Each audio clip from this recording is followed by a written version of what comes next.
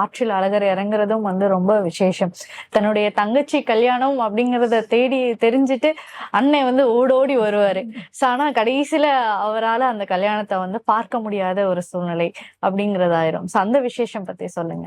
அதாவது கள்ளழகர் ஆற்றில் இறங்குறது ரொம்ப நீங்க பாத்தீங்கன்னா மீனாட்சி திருக்கல்யாணம், கள்ளழகர் இறங்குறது, இது எல்லாமே இந்த இதெல்லாம் இருக்கு இல்லையா, இதுல கோபங்கள், தாபம், இது எல்லாமே மதுரை மக்களின் குணநலன்களை கூறும் இடமாக இருக்குது. மதுரை மக்கள்னாலே இப்படிதான், இதுதான் மதுரை மக்கள்.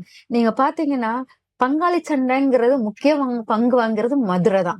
பங்காளி சண்டைக்கு முக்கியத்துவம் வாய்ந்தவர் மதுரை தான். இங்கேயும் அதுதான். நம்ம கள்ளழகர் நம்மளுடைய தங்கச்சி கல்யாணத்துக்காக ரொம்ப ஆவலா காத்துக்கிட்டு இருந்த கொஞ்சம் லேட் ஆயிடுச்சு. அந்த கிளம்பி வர்ற நேரத்துல அங்க கல்யாணம், 8ஆம் தேதி கல்யாணம். இப்ப வர்றது 8ஆம் தேதி கல்யாணம். ஆனா சித்ரா பௌர்ணமியில அவரு ஆற்றில இறங்குறாரு.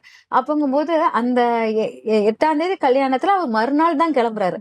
அவர் கல்லறை அந்த இடத்துல இருந்து மறுநாள் கிளம்புறாரு. கிளம்பி பயணம் பண்ணி வர்றதுக்கு ஒரு நாள் ஆகுது தங்கத்தேர். அந்த வரும்போது அவர் ஒரு சந்தோஷத்துல, தங்கச்சி கல்யாணம் பார்க்க போறோம் ஒரு சந்தோஷத்துல வர்றாரு. கள்ளழகர் ஆற்றில் இறங்கி இங்க வரணும்.